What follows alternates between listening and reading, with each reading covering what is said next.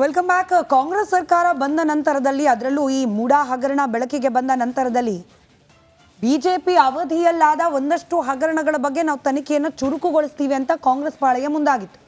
ಅದರಲ್ಲೂ ಕೋವಿಡ್ ಸಂದರ್ಭದಲ್ಲಿ ಈ ವೈದ್ಯಕೀಯ ಶಿಕ್ಷಣ ಇಲಾಖೆ ಹಾಗೆ ಹಾಸ್ಪಿಟಲ್ಗಳಿಗೆ ರಿಲೇಟ್ ಆದ ಖರ್ಚುಗಳು, ಇದರ ಬಗ್ಗೆ ತನಿಖೆಯನ್ನು ನಡೆಸಬೇಕು ಅಂತ ಹೇಳಿ ಮಧ್ಯಂತರ ವರದಿ ಕೂಡ ಕಾಂಗ್ರೆಸ್ ಸರ್ಕಾರದ ಕೈ ಸೇರಿತ್ತು.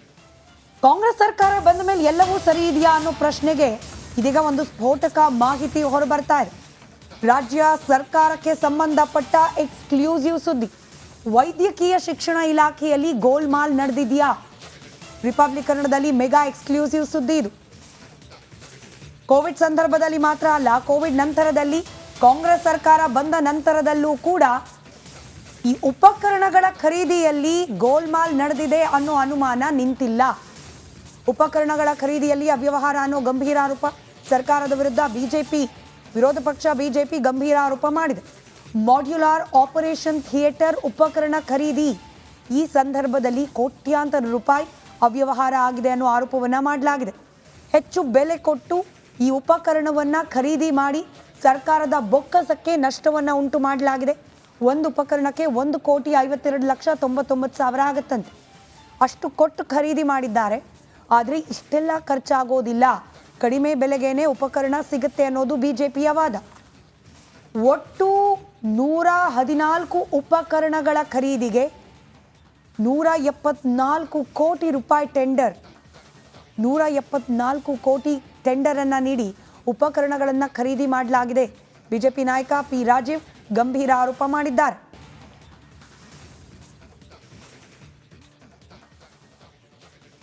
ಗಂಟೆಗೆ ದಿನಕ್ಕೆ ಇಂಥ ಇಲಾಖೆಯಲ್ಲಿ ಅವ್ಯವಹಾರ ನಡೀತಾ ಇದೆ, ಇಂಥ ಇಲಾಖೆಯಲ್ಲಿ ಹಣ ಲೂಟಿ ಆಗ್ತಾ ಇದೆ ಅನ್ನುವಂತಹ ಆರೋಪಗಳು ಸಹಜವಾಗಿ ಜನಮಾನಸದಲ್ಲಿ ಚರ್ಚೆಗಳು ಆಗ್ತಾ ಇದ್ದಾವೆ. ಇವನ್ ವೈದ್ಯಕೀಯ ಶಿಕ್ಷಣ ಇಲಾಖೆಯಲ್ಲಿ ನನಗೆ ಇರುವಂತಹ ಮಾಹಿತಿಯ ಪ್ರಕಾರ ಜನರು ಮಾತನಾಡ್ತಾ ಇರುವಂಥದ್ದು,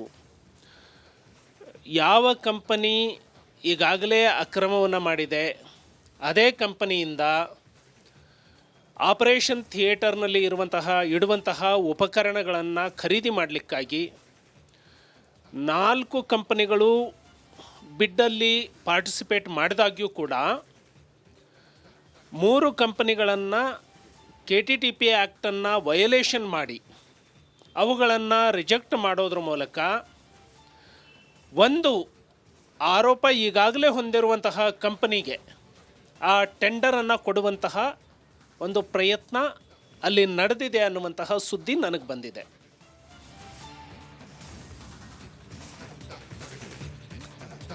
ಯಾವ ರೀತಿ ಅವ್ಯವಹಾರ ಆಗಿದೆ ಅನ್ನೋ ಆರೋಪ ಬಿಜೆಪಿ ಪಕ್ಷದ ಕಡೆಯಿಂದ ಕೇಳೋಕೆ ಸಿಗ್ತಾ ಇದೆ. ಅದರ ಒಂದಷ್ಟು ಡೀಟೇಲ್ಸ್ ಅನ್ನ ಗಮನಿಸ್ತಾ ಹೋಗೋಣ. ಈ ಉಪಕರಣಗಳ ಖರೀದಿ ಸಂದರ್ಭದಲ್ಲಿ ಟೆಂಡರ್ ಕರೆದಾಗ 4 ಕಂಪನಿಗಳು ಟೆಂಡರ್ ಪ್ರಕ್ರಿಯೆಯಲ್ಲಿ ಭಾಗಿಯಾಗಿದ್ವಂತೆ.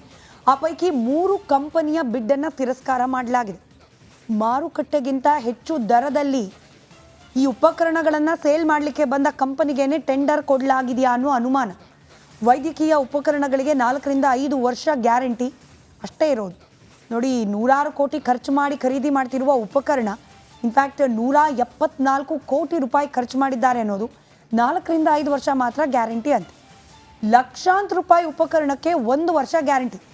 ಸಾಮಾನ್ಯವಾಗಿ 4 ರಿಂದ 5 ವರ್ಷ ಗ್ಯಾರಂಟಿ ಕೊಡಬೇಕಾಗಿರೋದು, ಆದರೆ ಈ ಕಂಪನಿ ಕೊಟ್ಟಿರುವ ಉಪಕರಣ ಕೇವಲ 1 ವರ್ಷ ಮಾತ್ರ ವಾರಂಟಿ ಇದೆಯಂತೆ. 1 ವರ್ಷ ಆದಮೇಲೆ ಏನಾದರೂ ಹೆಚ್ಚು ಕಮ್ಮಿ ಆದರೆ ಈ ಕಂಪನಿಗೂ ಹಾಗೆ ಈ ಉಪಕರಣದಲ್ಲಿ ಆಗಿರುವ ಡ್ಯಾಮೇಜ್ಗೂ ಯಾವುದೇ ರೀತಿಯಾದ ಸಂಬಂಧ ಇರೋದಿಲ್ಲ ಅನ್ನೋ ರೀತಿ. ಹೀಗೆ ಕೇವಲ 1 ವರ್ಷ ವಾರಂಟಿ ಇರೋ ಕಂಪನಿ ಜೊತೆಯಲ್ಲಿ ಯಾಕೆ ವ್ಯವಹಾರ ನಡೆಸಿತು ಸರ್ಕಾರ ಅನ್ನೋ ಆರೋಪ. ಉಚಿತ ಸಾಫ್ಟ್ವೇರ್ ನವೀಕರಣ ಒದಗಿಸುವ ಮಾಹಿತಿ ಕೂಡ ಇದರಲ್ಲಿ ಇಲ್ಲ. 174 ಕೋಟಿ ರೂಪಾಯಿ ಟೆಂಡರ್ನಲ್ಲಿ ಕಂಪನಿ ಹೆಸರು ಬದಲಾವಣೆ ಆಗಿದೆಯಾ, ಯಾವ ಆಸ್ಪತ್ರೆಗೆ ಸರಬರಾಜಾಗಿದೆ, ಇದ್ರ ಬಗ್ಗೆ ಸಾಲು ಅನುಮಾನಗಳಿದೆ. ಹಾಸನ, ಯಾದಗಿರಿ, ಹುಬ್ಬಳ್ಳಿ, ಹಾವೇರಿ, ಬೀದರ್, ಕೊಪ್ಪಳ, ಕಲಬುರಗಿ, ಕಾರವಾರ ಹೀಗೆ ಬೇರೆ ಬೇರೆ ಜಿಲ್ಲೆಯಲ್ಲಿರ್ತಕ್ಕಂಥ ವೈದ್ಯಕೀಯ ಕಾಲೇಜುಗಳಿಗೆ ಸಪ್ಲೈ ಮಾಡುವ ಒಂದು ಯೋಜನೆ ಇದು. ಆದರೆ ಖರೀದಿ ಮಾಡೋ ಸಂದರ್ಭದಲ್ಲೇ ಸಾಕಷ್ಟು ಲೂಪ್ ಹೋಲ್ಗಳಿದೆ ಅನ್ನೋದು ಈಗ ಸದ್ಯಕ್ಕೆ ವಿರೋಧ ಪಕ್ಷದಿಂದ ಬರ್ತಾ ಇರುವ ಆರೋಪ. ಮತ್ತಷ್ಟು ಡೀಟೇಲ್ಸ್ ನಮ್ಮ ಪ್ರತಿನಿಧಿ ಸುರೇಶ್ ನೀಡ್ತಾ ಹೋಗ್ತಾರೆ. ಸುರೇಶ್, ಪಿ ರಾಜೀವ್ ಅವರು ಗಂಭೀರವಾದ ಆರೋಪ ಮಾಡಿದ್ದಾರೆ. ನೋಡಿ, ಮೊದಲದಾಗಿ ಟೆಂಡರ್ ಪ್ರಕ್ರಿಯೆಯಲ್ಲೂ ಲೋಪ ಇದೆ, ಅದಾದ ನಂತರ ಉಪಕರಣ ಖರೀದಿ ಸಂದರ್ಭದಲ್ಲೂ ಸಾಕಷ್ಟು ಲೋಪ ಇದೆ. ಇದೆಲ್ಲ ಗಮನಿಸಿಯೇ ಬೇಕಂತಲೇ ಆದ ಲೋಪಾನ ಇದು ಅನುಮಾನ ಇದ್ದೇ ಇದೆ. ಡೀಟೇಲ್ಸ್ ಹಂಚ್ಕೊಳ್ಳೋದಾದ್ರೆ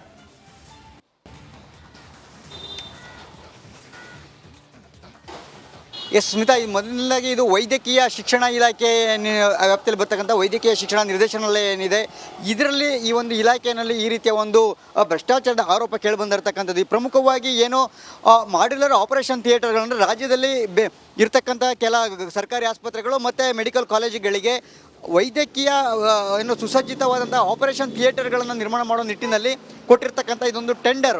ಇದು ಒಟ್ಟು 174 ಕೋಟಿ ರೂಪಾಯಿಗಳ ಒಂದು ಟೆಂಡರ್ ಆಗಿರ್ತಕ್ಕಂಥದ್ದು. ಇದರಲ್ಲಿ ಎದ್ದು ಕಂಡು ಬಂದಿರತಕ್ಕಂಥ ಒಂದು ಆರೋಪ ಅಂತಂದರೆ, ಇಲ್ಲಿ ಕೇರಳ ರಾಜ್ಯದಲ್ಲಿ ಪರ್ಚೇಸ್ ಮಾಡತಕ್ಕಂಥ ಒಂದು ಮಾಡ್ಯುಲರ್ ಆಪರೇಷನ್ ಥಿಯೇಟರ್ಗೆ 49,90,000 ರೂಪಾಯಿ ಅಷ್ಟು ಇರ್ತಕ್ಕಂಥದ್ದು. ಆದರೆ ಇದೇ ಎಕ್ವಿಪ್ಮೆಂಟು, ಇದೇ ಮಾಡ್ಯುಲರ್ ಆಪರೇಷನ್ ಥಿಯೇಟರ್ನ ನಿರ್ಮಾಣಕ್ಕೆ ನಮ್ಮ ರಾಜ್ಯದಲ್ಲಿ ಒಂದು ಮಾಡ್ಯುಲರ್ ಆಪರೇಷನ್ ಥಿಯೇಟರ್ಗೆ 1,52 ಲಕ್ಷ ರೂಪಾಯಿ, ಅಂದರೆ ದುಪ್ಪಟ್ಟು ವೆಚ್ಚಕ್ಕೆ ಇಲ್ಲಿ ನಮ್ಮ ರಾಜ್ಯದಲ್ಲಿ ಖರೀದಿ ಮಾಡಿರ್ತಕ್ಕಂಥದ್ದು. ಸೊ ಇದೆಲ್ಲವನ್ನ ನೋಡ್ತಾ ಹೋದರೆ 174 ಕೋಟಿ 176 ಕೋಟಿ ಒಟ್ಟು ಟೆಂಡರ್ನಲ್ಲಿ ಇಲ್ಲಿ 100 ಕೋಟಿಗೂ ಹೆಚ್ಚು ಭ್ರಷ್ಟಾಚಾರ ಆಗಿದೆ ಅಂತಕ್ಕಂಥ ಒಂದು ಗಂಭೀರ ಆರೋಪ ಕೇಳಿಬಂದಿರತಕ್ಕಂಥದ್ದು.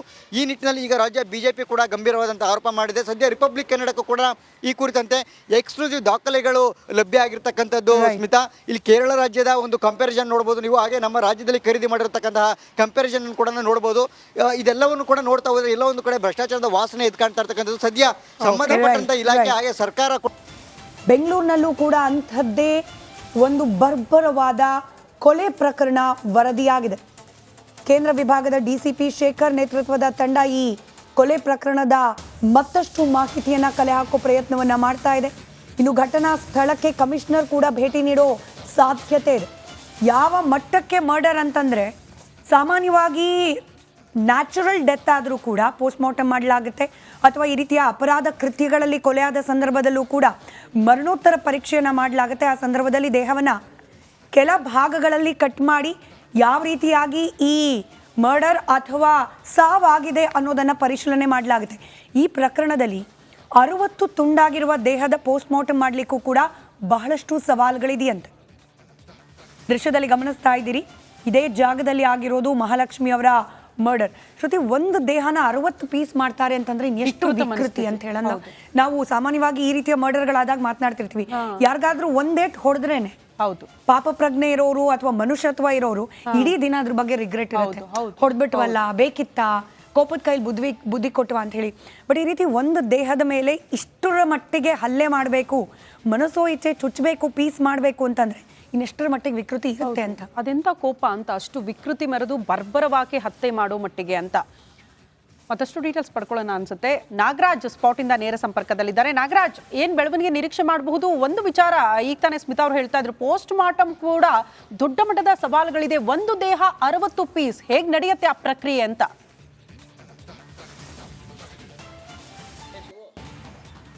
ಖಂಡಿತ ಶ್ರುತಿ, ಏನು ಇಂಥ ಪ್ರಕರಣಗಳಲ್ಲಿ ಪೋಸ್ಟ್ಮಾರ್ಟಮ್ ಮಾಡುವಂಥದ್ದು ನಿಜಕ್ಕೂ ಸಾಕಷ್ಟು ಸವಾಲಿನ ವಿಚಾರ. ಅದರಲ್ಲೂ ಏನು 60ಕ್ಕೂ ಹೆಚ್ಚು ಪೀಸ್ಗಳನ್ನು ಮಾಡಲಾಗಿದೆ ಮಹಾಲಕ್ಷ್ಮಿ ಮೃತದೇಹವನ್ನು ಅಂತ ಹೇಳಲಾಗ್ತಾ ಇರ್ತಕ್ಕಂಥದ್ದು. ಹೀಗಾಗಿ ಪೋಸ್ಟ್ಮಾರ್ಟಮ್ ಎಷ್ಟು ಚಾಲೆಂಜಿಂಗ್ ಆಗಿರುತ್ತೋ ಅಷ್ಟೇ ಅವಶ್ಯಕವಾಗಿ ಮತ್ತು ಅಷ್ಟೇ ಅತ್ಯವಶ್ಯಕವಾಗಿ ಅದರ ಮಾಹಿತಿಗಳು ಪ್ರಕರಣಕ್ಕೆ ಬೇಕಾಗಿರುತ್ತೆ.